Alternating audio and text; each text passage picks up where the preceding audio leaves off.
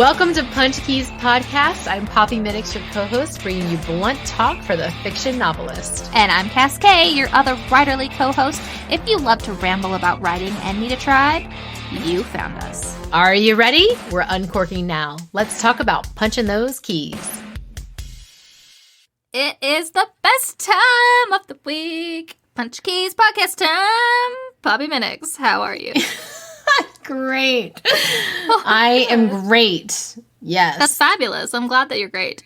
I am great you? too. Thanks for asking. I was just asking. I didn't have time. I was just asking right now. You act like I jumped the gun on things. What? Oh my goodness. Me? What? No. Shh. No. Tonight is a fun one. We're doing side characters tonight. Yes. I love side characters. So yummy. I probably love side characters a little bit too much, and they end up taking over my scenes. I don't think I have that problem until I get readers and all they can talk about is my side characters. And then I'm like, wait a minute. You're not supposed to love them that much. You're supposed to love the protagonist. What is going on? Oh, it's a tough one. It's a tough one. Yeah, it is. But we're going to talk about that balance. We're going to talk about how to make a great side character. And we're just going to babble because that's what happens. Yes. All right, side characters. What do you got, Poppy dear? What makes a good side character? Oh my gosh. Gosh, what does make a good side character? Let's think on that one. Side characters are characters. So they need to be like a fully fledged individual with motives, quirks, odd little things that they do, and their own arc. So I really enjoy those side characters that are so real. And they're there to match or not match your protagonist. We always do a little bit of we research separately and then we compare notes before an episode. And there was something, I bring this up because I'm going to say it, and it was actually Poppy's phrase and she didn't say it, so I don't want to feel like I'm stealing her phrase. But the first thing when we first started talking about notes and characters, she said they should be a 3D character. Yeah. And that really stuck out to me because so often we focus on making our protagonists and our antagonists 3D characters. We're like, oh no, if our side character is a 3D character, then it's going to overtake the show. It can, but not if done right. Correct. So a 3D character, and Poppy started talking about they have their own motivations, they have their own quirks, they have their own things going on, which really makes me want to talk about how you make characters unique and set them apart. And I think that's a really relevant conversation when you're looking at side characters because you have to have quite a few side characters. Like a protagonist, there's one protagonist. An antagonist, I guess sometimes there's more than one antagonist. If you're multi-point of view, there's more than one protagonist. Okay, so scratch that. But we're going to keep going. There is usually a multitude more of side characters. You're building the world. You're building the backstory. You're making everything full with your side characters. And so how do you set these characters apart? And I started really thinking on that. And obviously dialogue is the first one, right? So how do you set characters apart with dialogue? They're going to have their own voice. We've had our episode on voices and how unique people speak and how when you have somebody that has the exact same voice, it can get very monotonous. So it's, for me, really important to have a side character that either uses like massive amounts of alliteration or they have slang that they use that no other ones do, or they have an accent. And once you mention they have an accent, I don't write in an accent, but once you mention they have an accent, people hear it then. Like, once you say it, it's like, oh, now it's said in an accent in their head. Like, once you plant that little seed, it really flourishes and sets them apart. So just little stretches in dialogue that are different that separate them from your main character. They might be very similar. They could be siblings or they could be best friends that they've been best friends forever and ever. And, of course, they're going to sometimes use the same verbiage, but they're still going to talk slightly differently because everybody speaks differently no matter how close they are. Whether they were raised in the same family or not, they're going to have something that they say differently, whether they say something wrong or use a certain curse all the time or just, weird, quirky things where if you threw out a line of dialogue at somebody, you want your readers to be able to like, oh, I know who that is. That's this person. That's what you're looking for. You're looking for somebody who can be so far separated that somebody can just pick out a line of dialogue and know exactly who it's from, even without a dialogue tag or without an action. I 1,000% agree. And I think some great ways to go about that. So if you're looking at doing an accent, not just mentioning the accent, but the speech pattern is going to change. Mm-hmm. Yes. The subject-verb relationship, just the whole sentence structure is going to change if they're coming from it from a different dialect. Yes, I know that's a lot of research. Take a deep breath. And, you know, Poppy brought up a great point of like, maybe they're like, there's tons of alliteration. I know because I've researched this too much. There's so many literary devices. There's like lists out there. If you go Google, that's like hundreds of literary devices that come up. And there's so many weird, quirky, fun ones, really small ones, really big ones, that if you only use that particular device with their outer dialogue, it makes them very significant to them. Of course, the example everyone uses, and we've used it before when we were talking about character voices, Yoda, because he swaps his. Right, that's the tell-all, be-all. But one of my favorites is Michael Scott from The Office. Yes. He always misspeaks. Malapropism? That's not I think that's... Oh. Maybe? I think it's close. It sounds close like it. to it. Yes. Good luck Googling it. But he says a word that sounds similar to it, but it's a different word entirely. Yeah. And it's fabulous. Every time it happens, you know it's Michael Scott talking in The Office. And there are fun little quirks like that you can do with setting characters apart by dialogue. And then there's also the factor of the whole 3D character. So it's their education that they were able to have, the family around them growing up, their education. All of that's going to change their vocabulary level, their perception on things that they notice, what things they say out loud and what things they don't. And again, this is a lot of research for a side character, right? What? Maybe we're a little crazy? Guess what? We're not. We're not. We are not, because I found on Masterclass that Margaret Atwood says the same thing. And if Margaret Atwood says it, I am not crazy. So if you have masterclasses, I would definitely check hers out in her article. And even if you don't, I think there's articles that you can get without the masterclass. Although, taking the full class is cool, but I think there's a little mini just hints kind of. She has some really good words on specifically on side characters that were great. Yes. But overall, she's in support. They have to have a full backstory. They have to have motivations and arcs and purpose and their own goals and missions. And that's what makes them 3D. Yeah. They're their own person. They are. You know? But isn't that the point where they start to take over? How do we avoid that? I mean, sometimes you have to be careful with the details. You might know every single detail of your character, but that doesn't mean that your reader needs to. Exactly. And so I think we talked about this too when we were talking about protagonists and antagonists, where although you know all of their backstory and all of this great stuff, it doesn't all make the book. Yeah. And so let's be generous and say 75% of your backstory made it for your protagonist. I highly doubt it. But let's be generous and say that happened. I mean, honestly, for your side character, it's like 25%. Yeah, because it's not their story. It's not their story. No. You know? And that's hard when you have such a character and you've done this research and you know them so very, very well. So save it for the deleted scenes or save it for another book that, you know, if they want to do a spin-off or something, you have that information for them. But it does not go in the book that you're writing. Well, and I also want to say, too, that it's okay to have words that don't make it into a book. Oh, yeah, I agree with you. Yeah, like, I know there are some people right there like, It's hard to delete. It's so hard to delete. And you can keep it in like a graveyard of files or whatever you need. That's fine. Okay, so example. So you're building a character. You're making him 3D. And let's talk about clothing. Mm-hmm. So we talked about speech sets them apart. Their clothing sets them apart too, right? Sure. So the background of how much money they have, the resources they have, their understanding of fashion, where they were raised, the area of town they live in, their job. All of these things are going to factor into what they wear. right? You can't just pick a side character is wearing a really cute cashmere sweater that goes off the shoulder because it's so cute and you would wear it and you love it. Great. I'm glad that you have good fashion sense, but does your character?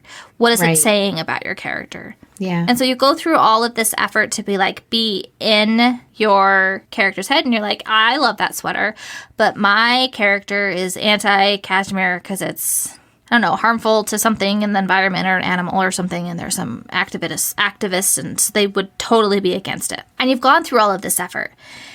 And so then you get to your scene and you're like, I need to have this character stand on a pedestal and just shout to everyone about this activism they have. But this activism is not anywhere else in the book. It doesn't do it has anything nothing, for the plot. It doesn't reveal anything about the main character. It doesn't reveal anything about the main character's goal, conflict, mission. It doesn't show anything in the theme. I'm sorry. As great as that detail is and as fabulous as it is for you, that's something that just gets to live with you. Yeah, if it doesn't naturally fit in and it doesn't add to the story that you're telling, then there's no point for it. I mean, eat like an extra piece of chocolate or take an extra drink of wine or something to make yourself feel better. Make some tea. Oh my goodness. Something. But these are the things that are going to completely slow down your pacing, that are completely weigh down your story. And as interesting as it is to you and as exciting as it is, you want that reader invested in the protagonist's journey. But you still need this information on the side character because it makes them consistent. It makes them 3D. So it's not wasted words. Yeah. Don't not put in the work because you don't get to put it in the book. It makes the book better. I swear it does. And it might add to something later on that is necessary. Like if their activism is a thing, maybe something later in the book will pop up where they're going to need that to help out the main character. But it's not necessarily the first thing that came to mind when you created it. Put it in your encyclopedia, hang out with it, understand it, but it doesn't necessarily need to be out. Put it in your encyclopedia. Do tell. Put it in your encyclopedia. Tell us about your encyclopedia. I love my encyclopedia. I don't know what I would do without it. Yes. Oh, that makes my heart so happy. Oh, I'm so glad.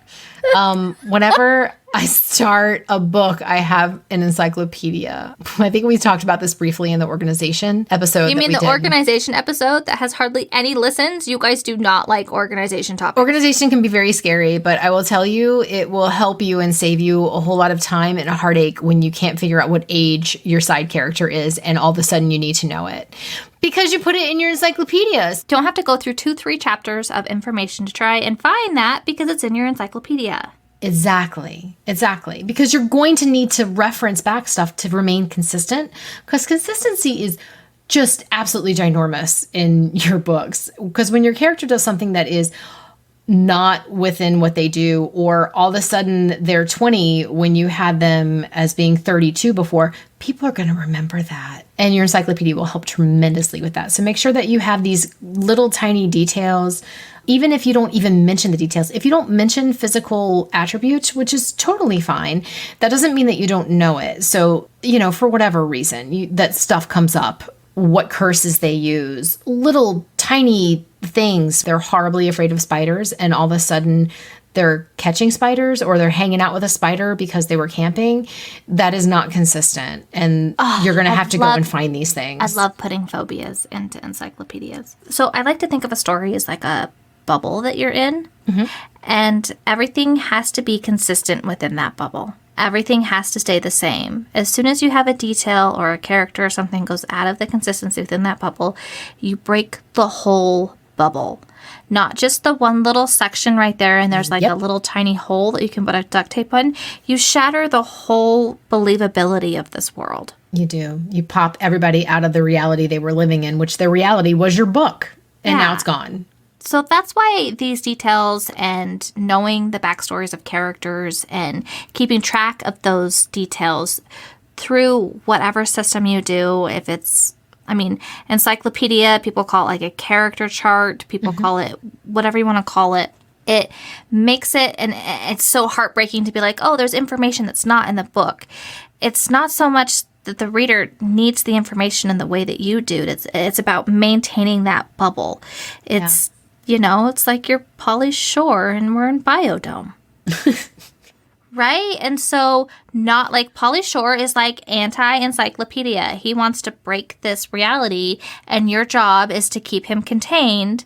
And that's how you build your encyclopedia, with all of the information, with all of the details, with all of the not great exploratory writing aspect, but the rules of this world, the what make it keep flowing and moving and keep. That's why when the reader opens the book, they're not in the world they're in. They're in your world. They're in your world. But if that bubble is shattered, there is no world to be in. Yeah. We don't want Pauly that. Shore is running around naked. You have let him run around naked, and it's all your fault. I haven't seen Biodome for like 30 years, so I can't tell you if that is correct or not, but I am going to believe you. I don't think he runs around naked afterwards, but he does now in this version. Perfect. You're welcome. I trust you on this because I haven't a clue, so I'm going with it. All right, so now that we've got Pauly Shore running around naked, you're welcome in his so welcome or something stage. That happened.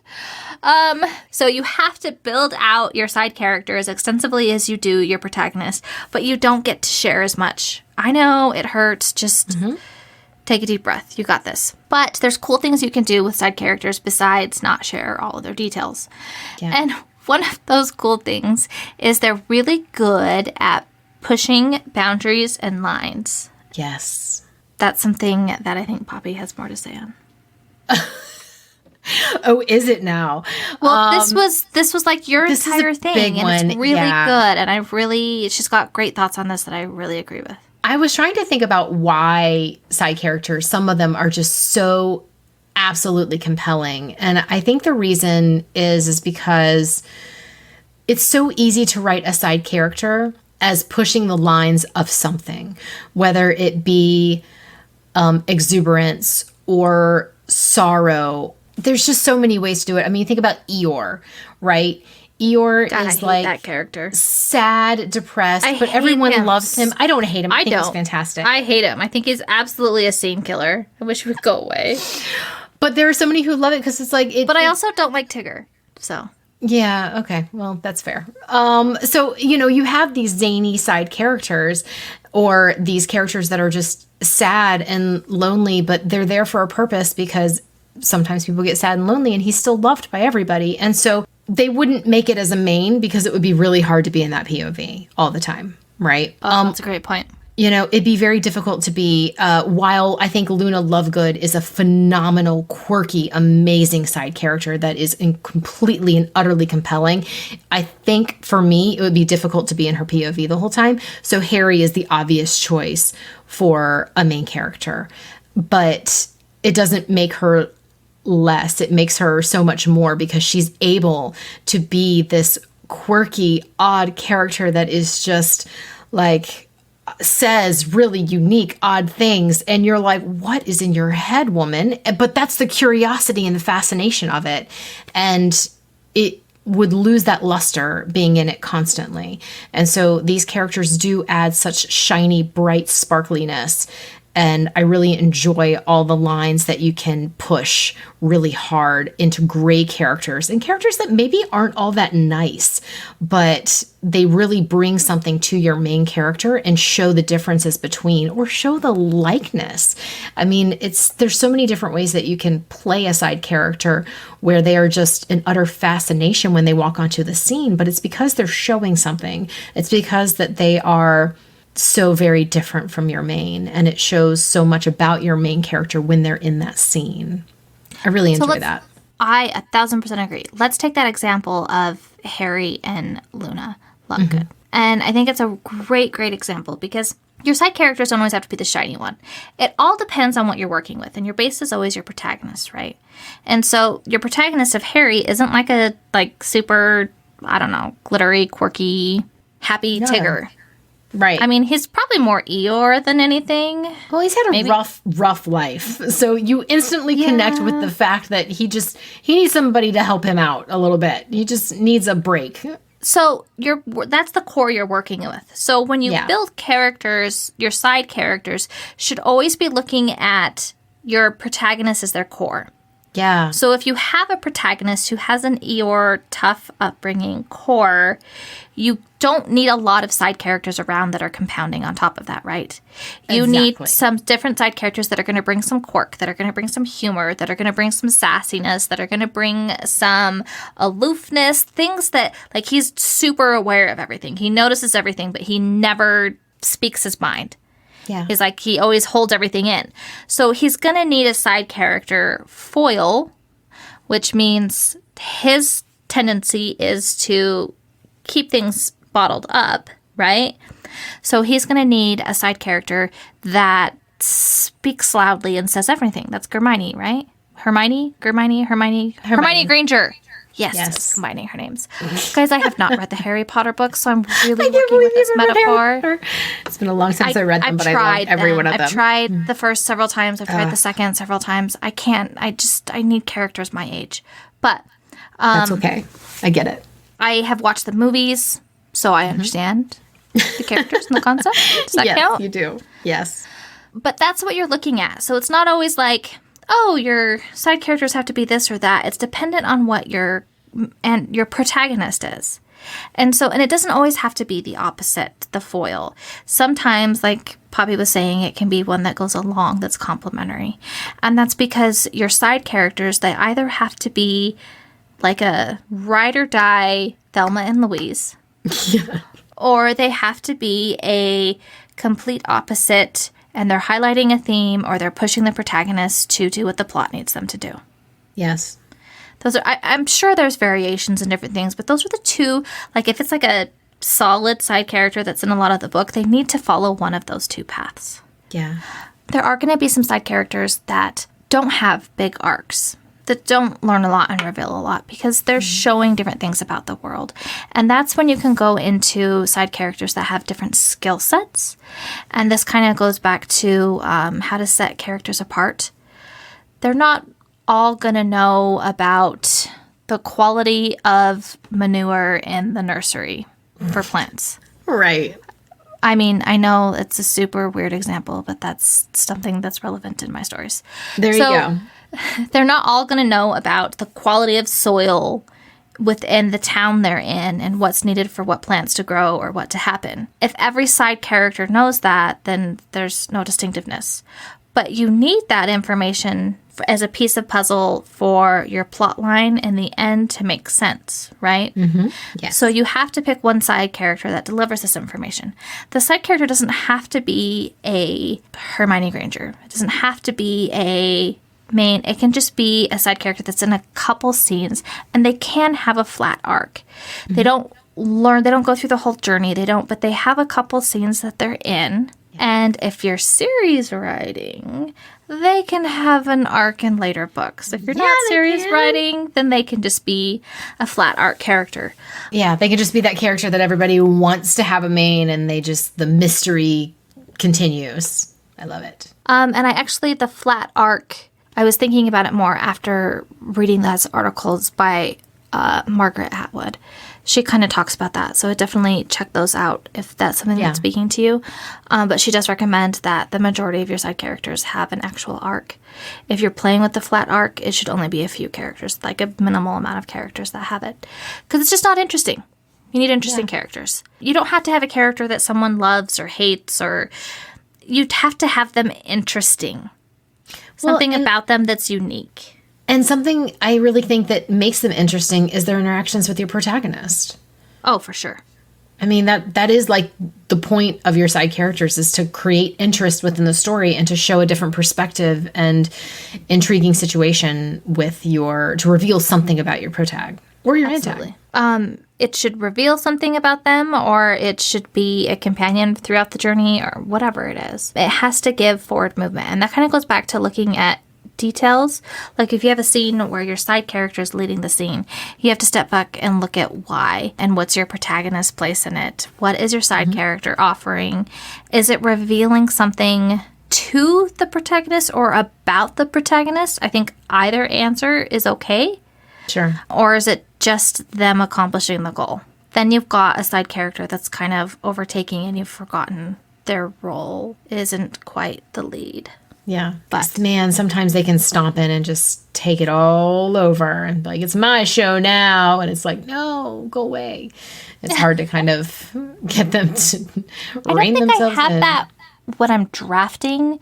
I have that when I get beta reads back. Oh, how funny. Yeah, so when I'm drafting, like, I don't feel those side characters taking over. I'm good. I'm actually usually really connected to the protagonist. And I tend to have, when I get to the beta read, those comments, it's always my side characters they're talking about. My beta read comments are like 80% about my side characters. You have amazing side characters. They are so fantastically compelling. But it's the protagonist story, right? Yes, exactly. So then I have to like sit back and look at that and be like, okay, how many scenes are they in? What are they offering? Does the protagonist voice need to be louder here? I think one of the reasons that side characters are so compelling and they're attached to is that, because I've thought about this a lot, obviously, it's because you get to play with that gray line a little bit more. You don't have to worry about if they're liked. You can just have them be unpredictable and do things that fit with them, not because it's good or bad, just because that's what makes sense for them. And it doesn't matter if the reader likes them or not. It's like all of a sudden these expectations and this safety net, there's this safety net behind you that wasn't there before. Because if they don't like it, it's okay. It's not the protagonist. They can hate them. That's fine. Right. It's cool. Not about them. Yeah. And I think sometimes that safety net makes me write a little more boldly with my side characters. I should probably write more boldly with my protagonist.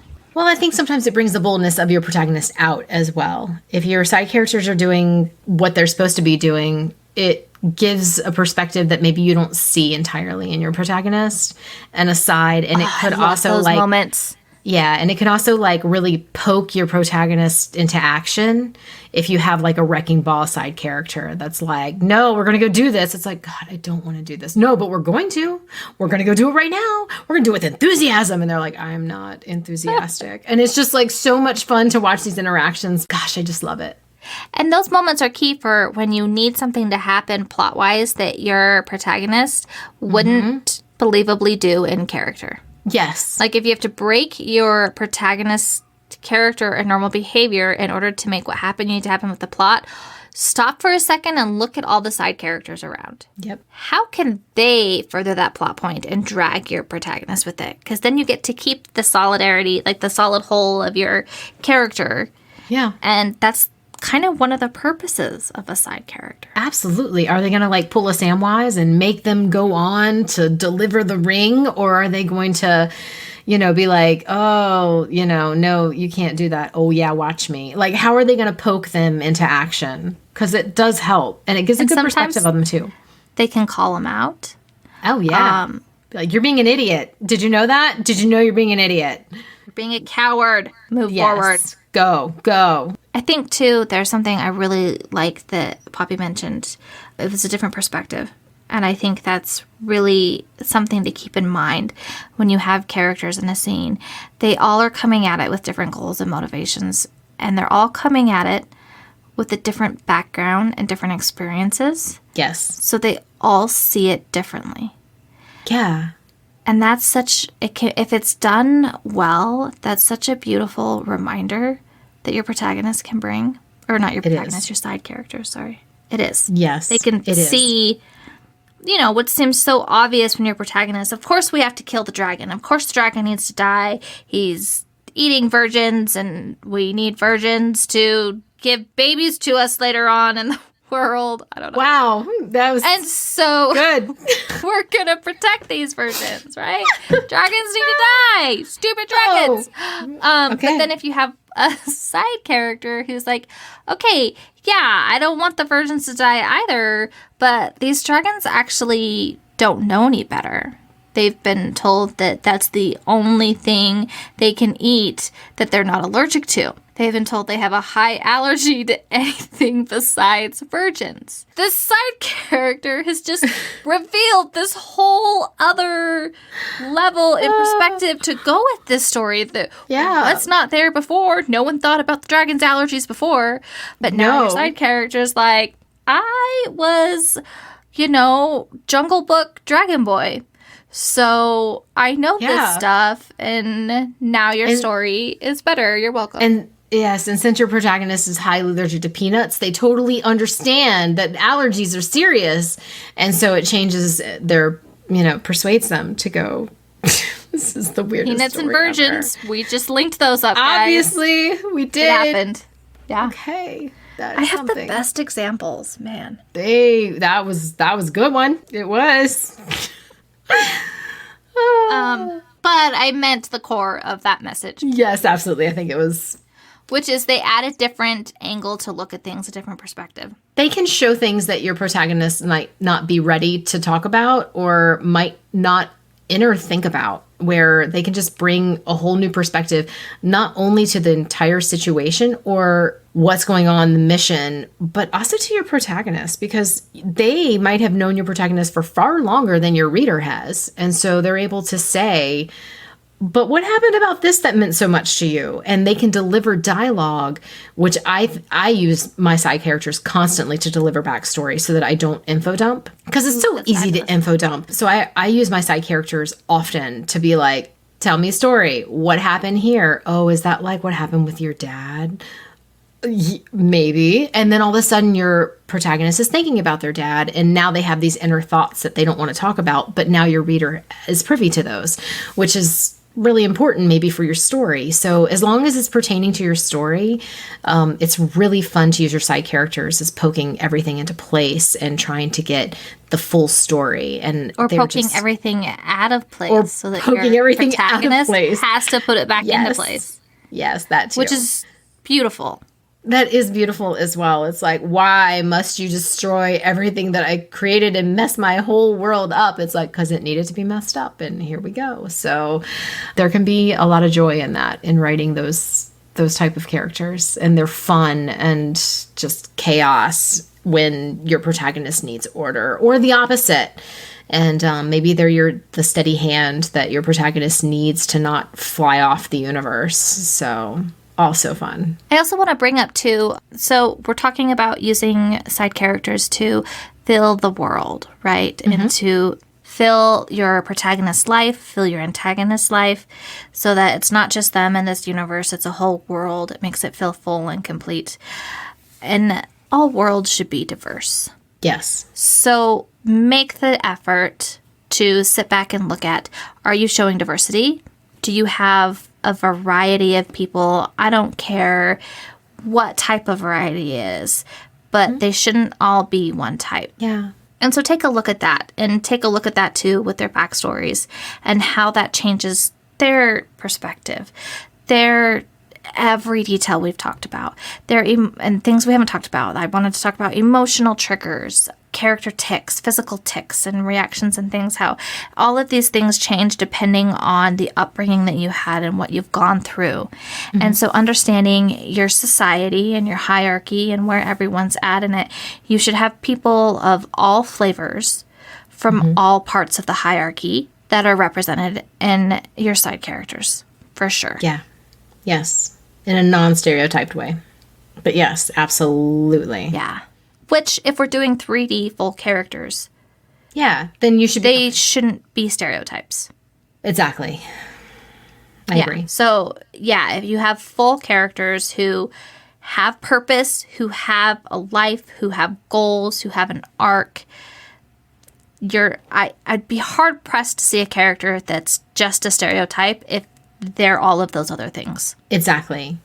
But try to avoid, like, the token Asian guy that walks in and he's only there because he's Asian and nobody knows anything else about him except that he's mentioned that he's Asian like multiple times.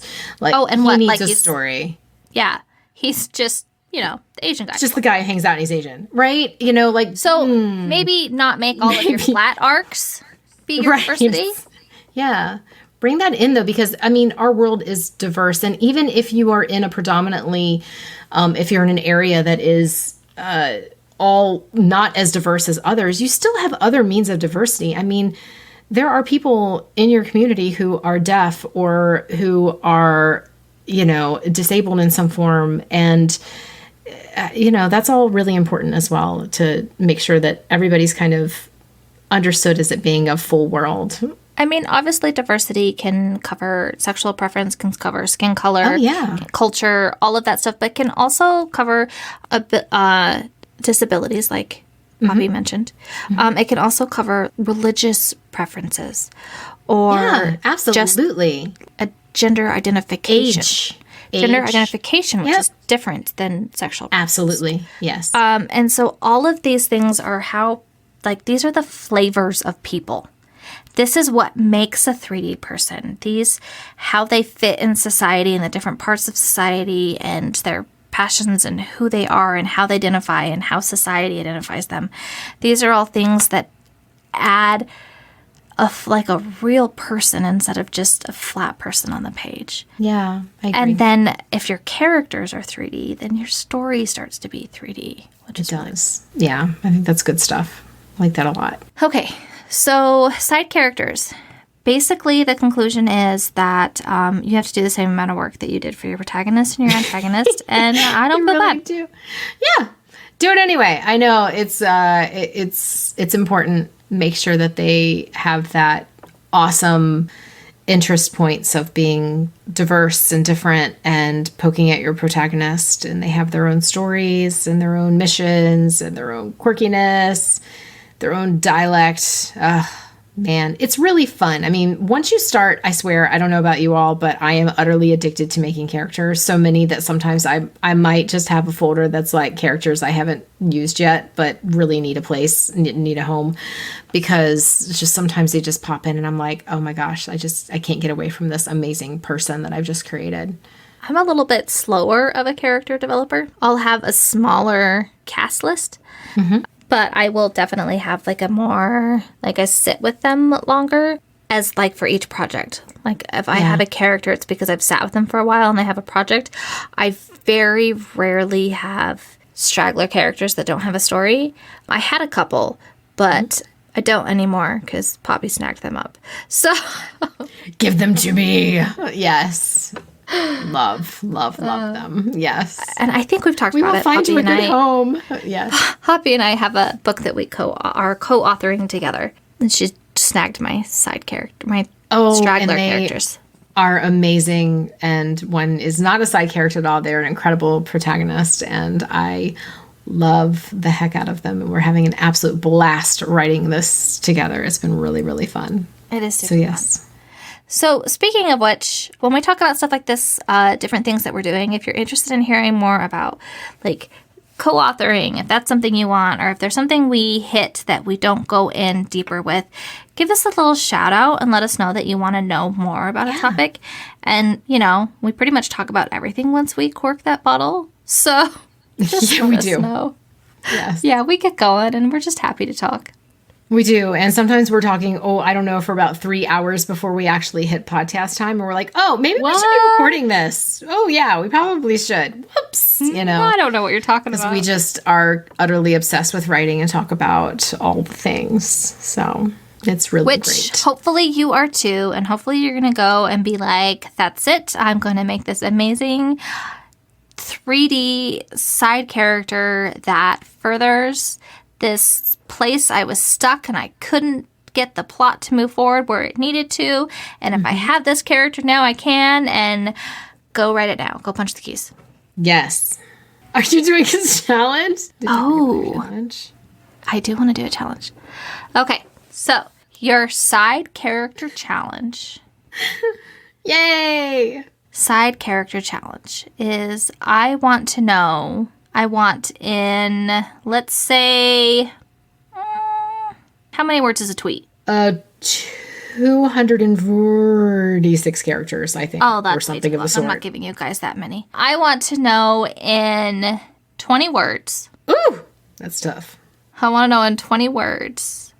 I want to feel the relationship between your favorite side character and your protagonist. Nice. So is it like... It can be a foil. It can be a Thelma and Louise. It can be a romance. It can be... I don't care what it is. This is like a tagline between our side and our main. I want a 20-word tagline between your favorite side character and the protagonist of that story. Oh my gosh, mine's already popped up. I know what it is. Okay. Good. Then you better go post it, damn it. I will go post it. I gotta rate it. Right. Yep. All right. Go punch those words, guys. Thank you so much for hanging out with us. And if you liked this episode, please subscribe and give us that clickable 5-star love. Got writer questions or feedback? Reach out through our website. And until next time, make sure to punch the keys.